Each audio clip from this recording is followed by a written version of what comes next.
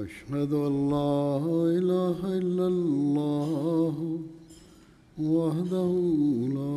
شريك له وأشهد أن محمدا عبده ورسوله أما بعد فأعوذ بالله من الشيطان الرجيم بسم الله الرحمن الرحیم. سب معزز مہمان السلام علیکم ورحمۃ اللہ وبرکاتہ. اللہ تعالیٰ پہ آپ کو سلامتی اور رحم ہو. سب سے پہلے تو میں آپ سب لوگوں کو شکریہ ادا کرتا ہوں جو آج ہمارے اس مسجد کے فنکشن میں شامل ہونے کے لیے تشریف لائے. جماعت احمدیہ کے لیے تو یقیناً ایک بہت خوشی کا موقع ہے، خاص طور پر فلٹا کی جماعت کے لیے، کہ ان کو اللہ تعالیٰ نے ایک عبادت کرنے کے لیے، اس میں جمع ہو کر عبادت کرنے کے لیے ایک جگہ میسر کی، اور اب وہ آسانی سے اس میں اپنے تعلیم کے مطابق 5 وقت نمازوں کے لیے، عبادت کے لیے جمع ہو سکتے ہیں. لیکن اس عبادت کی جگہ کو، اس مسجد کو کی تعمیر کو ممکن بنانے کے لیے یہاں کے لوگوں کا بھی بہت کردار ہے، اور اس لحاظ سے میں آپ سب کا شکریہ ادا کرتا ہوں جنہوں نے، اس شہر کے لوگوں نے اس مسجد کے بنانے کے لیے ہمیں اجازت دی تھی. کونسل کا شکریہ، میئر صاحب کا شکریہ جنہوں نے اس تعمیر میں ہماری مدد کی. اور آپ لوگوں کا یہاں آنا، بہت سے چہرے ہیں، اکثریت بلکہ احمدیوں کی نہیں ہے، اور مسلمان بھی شاید نہیں ہیں، شاید 1-2 ہوں احمدی مسلمانوں کے علاوہ. اور آپ کا یہاں آنا آپ کے کھلے دل کی عکاسی کرتا ہے. اس شہر میں، جس کی تاریخ یہ بتاتی ہے کہ یہاں عیسائیت بہت پرانی ہے، اور اس لحاظ سے اس کا ایک تاریخی حیثیت ہے عیسائیت کے حوالے سے. اس میں مسجد کی تعمیر کی اجازت اور مسجد بنانا یقیناً یہاں کے لوگوں کا، جو عیسائی مذہب سے تعلق رکھتے ہیں، ایک ایسا اظہار ہے جو ان کے روشن خیالی، روشن دماغی کا اظہار کرتا ہے. اس کھلے دل کے اظہار سے، اس اظہار سے جس سے آپ لوگوں کی روشن دماغی اور کھلے دل کا بھی اظہار ہوتا ہے، یہ پتہ چلتا ہے کہ آپ لوگ سب مذاہب کے ساتھ مل جل کر رہنا چاہتے ہیں. اور ابھی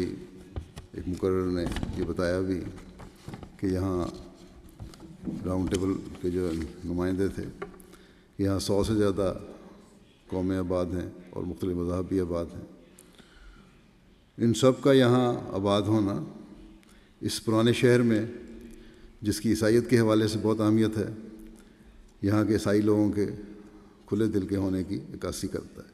اور میں پھر دوبارہ کہوں گا، اس کے لیے میں آپ لوگوں کا بہت شکر گزار ہوں. اس زمانے میں جب کہ دنیا ایک ہو چکی ہے، رابطوں کے ذریعے سے بھی، جو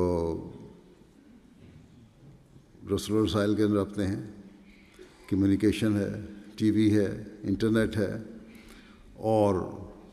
ٹرانسپورٹ کے راستوں کے ذریعے سے کے واسطوں کے ذریعے سے بھی دنیا ایک ہو چکی ہے. چند گھنٹوں میں وہی سفر جو آج سے چند دہائیاں پہلے یا 100 سال پہلے دنوں اور مہینوں میں ہوتا تھا، وہ اب چند گھنٹوں میں طے ہو جاتا ہے. تو اس لحاظ سے ہم اب ایک ہو چکے ہیں، اور اس بات کو ہم سب کو اب سمجھ لینا چاہیے کہ دنیا کی ترقی ہمیں ایک کر رہی ہے، اور اس ترقی کا تبھی فائدہ ہے کہ جب ہم آپس کے اس ملاپ کو اپنے فائدے کے لیے بھی استعمال کریں، اور بجائے اس کے کہ دلوں میں ایک دوسرے کے خلاف تحفظات پیدا ہوں، ایک دوسرے سے خوف پیدا ہو، ایک دوسرے کے لیے نیک جذبات پیدا ہونے چاہیے۔ اور یہ ہر فریق کا کام ہے، چاہے وہ عیسائی ہے، چاہے وہ مسلمان ہے، چاہے وہ یہودی ہے، چاہے وہ ہندو ہے یا کوئی اور ہے، کہ ہم ایک دوسرے کے لیے نیک جذبات اپنے دلوں میں پیدا کریں، تاکہ اس چیز کا فائدہ اٹھایا جائے جس نے اس زمانے میں دنیا کو ایک کر دیا ہے، اور دنیا ایک گلوبل ولیج بن چکی ہے۔ امیر صاحب نے، ہمارے نیشنل امیر ہیں، یہ بھی بتایا کہ یہاں میوزیم بھی ہے، پرانی چیزیں میوزیم میں رکھی ہوں گی یقیناً۔ پرانی تاریخ کو سنبھالنا بہت اعلیٰ چیز ہے، اور ساتھ ہی اس تاریخ کو پریزرو تبھی کیا جا سکتا ہے کہ جب اس کے جو نیک نتائج ہیں ان سے فائدہ اٹھایا جائے، اور اس کے جو بعض ایسے نتائج جن سے مسائل پیدا ہوئے ان سے بچا جائے۔ مجھے نہیں پتہ میوزیم کی ڈیٹیل کیا ہے، لیکن عموماً میوزیم میں ہر قسم کی چیزیں رکھی جاتی ہیں، اور میوزیم کی یہ چیزیں جو ہیں ہمیں جہاں اپنی تاریخ سے آگاہ کرتی ہیں، وہاں ہمیں آئندہ کے لیے نئے راستے بھی دکھاتی ہیں۔ اور اس لحاظ سے میں سمجھتا ہوں کہ یہاں رہنے والے ہر شخص کو، چاہے وہ مسلمان ہے، عیسائی ہے، یا کسی بھی مذہب سے تعلق رکھنے والا ہے یا لا مذہب ہے، اس سے فائدہ اٹھانا چاہیے۔ پھر تعلیم کے یہاں مواقع ہیں، یہ جگہ تعلیمی لحاظ سے بھی مجھے بتایا گیا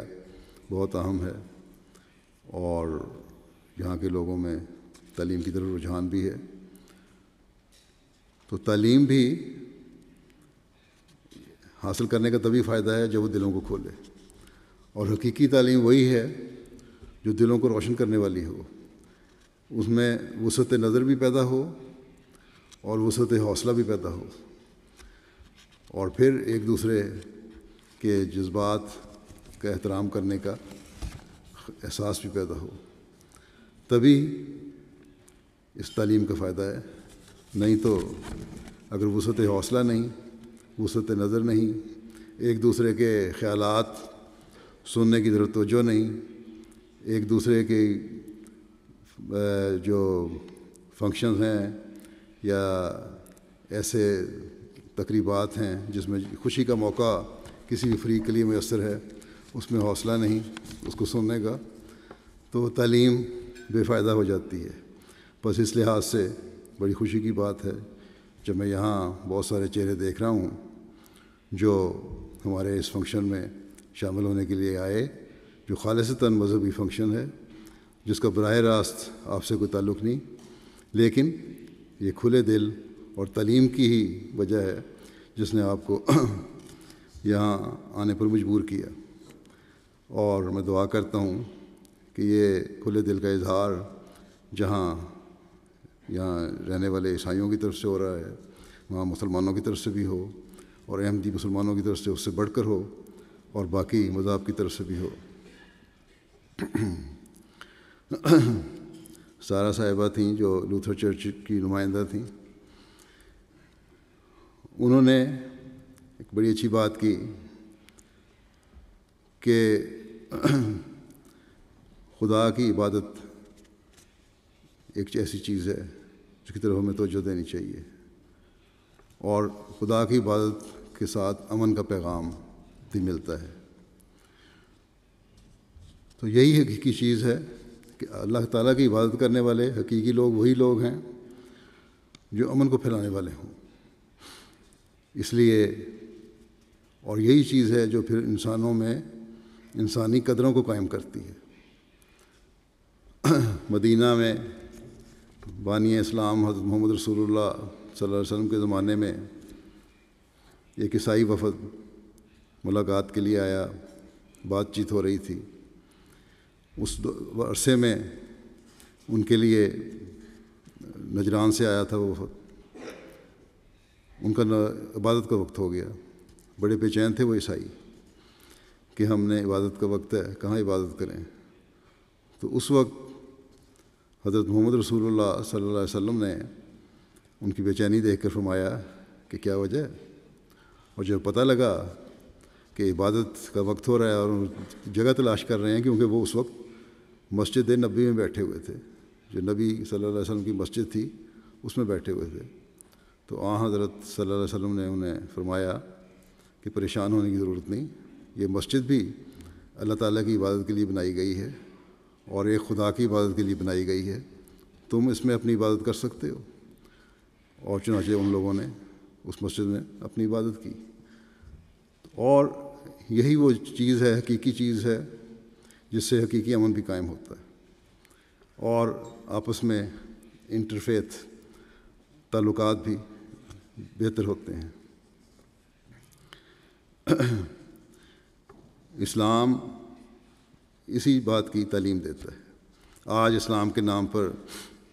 یہ دیکھا جاتا ہے، اور اسلام اس لحاظ حوالے سے بدنام ہو گیا ہے کہ اسلام یا مسلمان جو ہیں امن کو برباد کرنے والے ہیں، جبکہ اسلام جو نام ہے اس کا مطلب ہی امن ہے،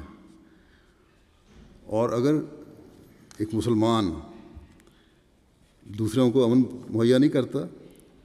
تو وہ مسلمان ہی نہیں ہے۔ اسی لیے بانی اسلام نے یہ فرمایا ہے کہ حقیقی مسلمان وہی ہے جس کے ہاتھ اور زبان سے دوسرے لوگ محفوظ رہیں۔ بس حقیقی اسلام تو یہی ہے کہ جو امن دیتا ہے، جو امن پسند شہری ہے، جو کسی کا امن تباہ نہیں کر رہا، اس کے ساتھ تم بھی امن سے رہو، اور اگر کہیں ضرورت پڑے کسی قسم کی اصلاح کی تو قانون ہاتھ میں نہیں لینا، پھر جو قانونی ادارے ہیں ان کی مدد لو، نہ کہ خود ہاتھ میں لے لو، جس طرح آج کل کے بعض ایکسٹریمسٹ گروپ حرکتیں کر رہے ہیں جو بالکل اسلامی تعلیم کے خلاف ہے۔ اسلام کی حقیقی تعلیم یہ ہے کہ کسی کا امن برباد نہیں کرنا، اور بلکہ یہ بھی خدا تعالیٰ نے فرمایا ہے کہ ایک انسان کا قتل تمام انسانیت کا قتل ہے، اور ایک انسان کی جان بچانا تمام انسانیت کی جان بچانا ہے، اور یہی وہ تعلیم ہے جو مذہب کی تعلیم ہے، اور یہی وہ تعلیم ہے جس کو اسلام نے بھی اور اسلامی تعلیم نے بھی اور قرآن کریم نے بھی اپنے اندر سمایا ہے۔ بس حقیقی اسلامی تعلیم تو یہ ہے جس کو اگر صحیح سمجھا جائے تو امن، پیار اور محبت اور آشتی کے علاوہ کچھ ہے نہیں، اور یہی وہ چیز ہے اور یہی وہ مشن ہے جسے لے کر آج جماعت احمدیہ مسلمہ دنیا میں حقیقی اسلام کی تصویر دکھا رہی ہے۔ دوسرے مقرر صاحب تھے جو راؤنڈ ٹیبل آف فلڈا کے نمائندے تھے، ان کو جیسا کہ میں نے بتایا، انہوں نے بتایا تھا کہ 100 سے زیادہ قومیت کے لوگ ہیں اور مختلف مذاہب کے لوگ ایک جگہ جمع ہوتے ہیں۔ یہ بڑی اچھی بات ہے کہ مذاہب کے لوگ کے جمع ہوئے، اور اس کے بعد باقاعدہ اس کے لیے ہر سال انہوں نے ایک تقریب بھی منعقد کرنی شروع کر دی، میٹنگ منعقد کرنی شروع کر دی، جس میں مجھے بڑی خوشی ہوئی اس بات کو سن کے بھی ہم سے کہ جماعت احمدیہ کی نمائندگی بھی ہے اس میں، اور یہی اصل چیز ہے۔ اگر ہم اس کو قائم رکھیں، تمام مذاہب بیٹھ کر ایک دوسرے کی باتیں سنیں، اور انسانی قدروں کو انہوں نے بڑا اچھا ایک فقرہ بولا تھا کہ اصل چیز انسانی قدریں ہیں، انسانی قدروں کو ہم قائم کریں، اور انسانی قدریں ہی ہیں جو حقیقت میں ہمیں دوسرے جانوروں سے ممتاز کرتی ہیں۔ اللہ تعالیٰ نے انسان کو اشرف المخلوقات بنایا ہے۔ اگر ہم نے بھی دوسرے جانوروں کی طرح ایک دوسرے کو نوچنا کھسوٹنا ہے اور وہی سلوک کرنا ہے تو ہمارے میں اور دوسرے جانوروں میں فرق کیا ہوا؟ اللہ تعالیٰ نے جو عقل اور دماغ ہمیں دیا ہے، اگر اس کو استعمال نہیں کرنا موقع پہ تو اس اشرف المخلوقات کا حصہ ہونے کی ہماری پھر بے فائدہ ہے بالکل یہ حصہ ہونا۔ اصل تو قدریں تبھی قائم ہوتی ہیں جب ہم اپنے آپ کو دوسرے جانوروں سے بہتر کر کے بتائیں، کیونکہ یہی بہتری ہے جو اللہ تعالیٰ نے صرف اور صرف انسان میں پیدا کی ہے کہ اس کا دماغ دیا ہے جس کو وہ استعمال کر سکتا ہے، اور اسی کو استعمال کر کے وہ انسانی قدروں کو بھی قائم کر سکتا ہے۔ ہمارے جماعت احمدیہ میں بانی جماعت احمدیہ جن کو ہم مسیح موعود اور مہدی موعود مانتے ہیں اس زمانے میں، انہوں نے تو اپنے زمانے میں بھی ایک انٹرفیتھ کانفرنس ہوئی تھی جس میں ہر مذہب کے نمائندے اکٹھے ہوئے تھے، اور ہر مذہب کے نمائندے کے لیے یہ شرط رکھی گئی تھی کہ وہ اپنے مذہب کے بارے میں لیکچر دے، اور اس لیکچر کی یہ شرط تھی کہ کسی مذہب کے بارے میں اس کی برائی نہیں بیان کرنی، کسی مذہب کا استہزاء نہیں کرنا، کسی مذہب کے خلاف کوئی بات نہیں کرنی، بلکہ صرف اور صرف اپنے مذہب کی خوبیاں بیان کرنی ہیں، ہر ایک کے سامنے رکھنی ہیں۔ جیسا کہ میں نے کہا، اللہ تعالیٰ نے انسان کو عقل دی ہے اور اشرف المخلوقات بنایا ہے۔ اب ہر انسان کا کام ہے کہ وہ خوبیاں دیکھے اور خود جج کرے۔ کوئی اللہ تعالیٰ قرآن کریم میں کہتا ہے دین کے بارے میں تو کوئی جبر نہیں، کوئی کسی کو مذہبی زبردستی کسی کے مذہب کو نہیں بدل سکتا۔ جب انسانی عقل ہے اور اس کو سوچنے اور سمجھنے اور پرکھنے کا اللہ تعالیٰ نے ادراک دیا ہوا ہے تو پھر کوئی فکر کی بات بھی نہیں۔ اس لیے ہر مذہب کی بات سن لینا اور ہر مذہب کے اچھائی اور برائی کو پرکھنا یہ ایک روشن خیالی ہے، اور یہی وہ چیز ہے جو انسانی قدروں کا بھی اظہار کرتی ہے، اور وہ یہی وہ چیز ہے جیسے امن اور سلامتی اور محبت کا پیغام مزید ابھر کر سامنے آتا ہے اور مزید پھیلتا ہے۔ بس ہمیں ہمیشہ یہ چاہیے کہ انسانی قدروں کو قائم کریں، اور یہ تبھی ہو سکتا ہے جب ہم ایک دوسرے کے جذبات کا بھی خیال رکھیں، ایک دوسرے کے احساسات کا بھی خیال رکھیں، ایک دوسرے کی خدمت بھی کریں۔ قرآن کریم میں اللہ تعالیٰ نے مسلمانوں کو یہ ہدایت کی کہ تمہاری نمازیں، تم نے مسجد بنا لی، تم مسجد میں جمع ہو گئے، 5 وقت نمازوں کے لیے جمع ہو گئے، لیکن تمہاری بعض لوگ ایسے ہیں جن کی نمازیں ان کے لیے ہلاکت کا باعث بن جائیں گی، ان کی تباہی کے لیے باعث بن جائیں گی۔ کیوں؟ اس لیے آگے اس کی وضاحت فرمائی اللہ تعالیٰ نے، اس لیے کہ تم یتیموں کا خیال نہیں رکھتے، تم غریبوں کا خیال نہیں رکھتے، تم مسکینوں کا خیال نہیں رکھتے، تم معاشرے کے امن کو برباد کرنے کی کوشش کر رہے ہو۔ جب ایسی حرکتیں کرو گے، جب انسانی قدروں کی کو کوئی اہمیت نہیں دو گے اور جب انسانی قدروں کا خیال نہیں رکھو گے تو پھر تمہاری عبادت جو ہے اللہ کے حضور وہ بے فائدہ ہے، اور اللہ تعالیٰ کو ایسی عبادتیں قبول نہیں کرتا۔ تو یہ ہے اسلام کی بنیادی تعلیم کہ عبادت کرو، نمازیں پڑھو، 5 وقت آؤ، لیکن اس کے ساتھ انسانی قدروں کو بھی قائم رکھو، انسانیت کی خدمت بھی کرو، تبھی تمہاری نمازیں بھی قابل قبول ہوں گی۔ بس یہ ہے وہ چیز جسے آج جماعت احمدیہ دنیا میں قائم کرنے اور پھیلانے کی کوشش کر رہی ہے، اور مجھے امید ہے کہ انشاءاللہ تعالیٰ اس مسجد کے بننے کے بعد احمدی جو یہاں پہلے ہی جیسے کہ بتایا بھی گیا ہے کافی اس شہر کی جو ہے بہتری کی میں حصہ لینے کی کوشش کرتے ہیں، پہلے سے بڑھ کر حصہ لیں گے، اور پہلے سے بڑھ کر اس بات کا اظہار کریں گے کہ اب ہماری اس مسجد بننے کے بعد ہم پہلے سے بڑھ کر اپنی عبادتوں کے ساتھ انسانیت کی خدمت کرنے والے بھی ہوں گے، اور انسانی قدروں کو قائم کرنے والے بھی ہوں گے، اور ایک دوسرے کے ساتھ حسن سلوک کرنے والے بھی ہوں گے، برداشت کا مادہ بھی ہمیں پہلے سے زیادہ ہوگا، اور ایک دوسرے کے مذہب کی عزت اور احترام کرنے والے بھی ہوں گے۔ بس اللہ کرے کہ یہ مسجد اب یہاں حقیقی طور پر اسلام اور احمدیت کا پیغام پہنچانے والی ہو، اور آپ لوگ یہ دیکھیں کہ احمدی پہلے سے بڑھ کر اس ملک کے اس شہر کے لوگوں کی خدمت کرنے والے ہیں اور انسانی قدروں کو قائم کرنے والے ہیں اور امن اور سلامتی کے لیے ہر ممکن کوشش کرنے والے ہیں۔ میں دعا کرتا ہوں کہ اللہ تعالیٰ انہیں توفیق عطا فرمائے۔ شکریہ۔